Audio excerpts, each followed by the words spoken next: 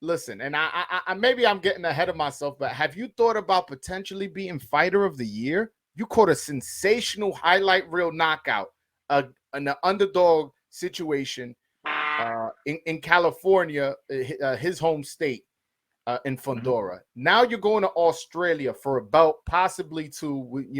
We discussed that already. We don't know if it's one or two. Underdog again. You fuck around, knock this dude out. Yo, you on my list. You on my list of being fighter of the year. Have Yeah. that crossed your mind? Yeah, a little bit, but like I said, like I think one of the things that helps me a lot is I'm really good at staying focused on just the job at hand. Like with Rosario, just go in there against all odds, and like you said, you were kind of right to pick Rosario. Like there was no signs that I would have pulled off. Like people didn't know the work I was putting in the gym. It wasn't Yeah. out there, and even with the Fundora, like it was an ugly style matchup. I couldn't fight my fight. Like you saw I was kind of slick and stuff with Rosario, but with Fundora, like, it's just kind of go in there, fight the specific way you got to fight, and break them down and set up the shot I wanted to land. But so not man, but it still has crossed my mind though. And then that's like something that I'll leave to the people to decide. But I'm just grinding, man. I'm grinding. Like I put my heart and soul into every training camp every single day. And then that's just if that's one of the rewards that comes out of it, then it is what it is. Well, you did put your name in for knockout of the year. That's already on, because that was nasty. You probably didn't see it so much. Well, you saw the replay, so but Right, I'm right. saying, like, in the moment, I don't know if you saw just how nasty it looked, because Hmm. he was kind of knocked out standing up, and then you landed two vicious shots, and he's so tall, head bounces off the ground, and Hmm. he tries to get up, and his legs are like paralyzed, and it was really, really nasty. So if you could get knockout and fighter of the year, that would be dope, man. I don't know anybody who's done Yeah. that.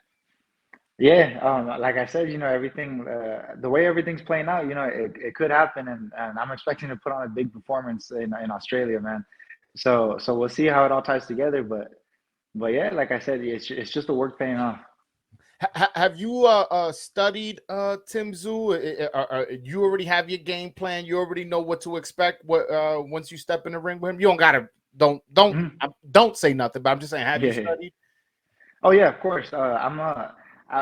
Outside of everything, I'm a big fan of boxing in general. So I always watch fighters, and actually, this little comeback journey started on the Tim Stu versus Gaucher undercard.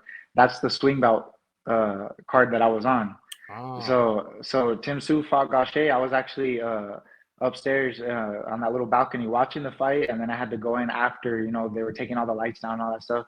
That story that was for the Gaucher Stu fight. wow. So so yeah, so I've seen him live, I've seen him on TV, and I'm always studying and always looking. And then like you said, the great work I have around me in the gym, just getting tons of great work and Mhm. different looks and everything. And we know what we got to do. You sparred Adames? Yeah, I know Adames just got Hmm. over there. I know he's orthodox like Tim Zoo, Hmm. similar weight. Any chance you got any sparring work with him? Not yet. He actually just got back to the gym and everything, but he's I've sparred him before though, No, like before, I know that. like I the know whole that. split with, yeah, yeah. Right. So not for this camp, not yet, but we've definitely been getting a lot of great different looks with some good names and everything, but it's everything's time together. Who have you sparred? If you don't mind me asking. Yeah, I mean, like, for one, I'm getting a lot of great work with Caleb Plant, your Dennis Ugas. There's this dude from another country. I can't pronounce his name too well, so I don't want to butcher that. Um, yeah, but just tons of different looks, and then just people that can emulate his style very well. And then we're even trying to line up, someone else to bring in for the last few weeks of camp here before we head out. And then so yeah, just a lot of different stuff. I'm looking at speed, power, timing, that front hand look that Tim Stu does a lot. The mid range is just every little of everything. We're ready for any kind of style he comes with on fight night.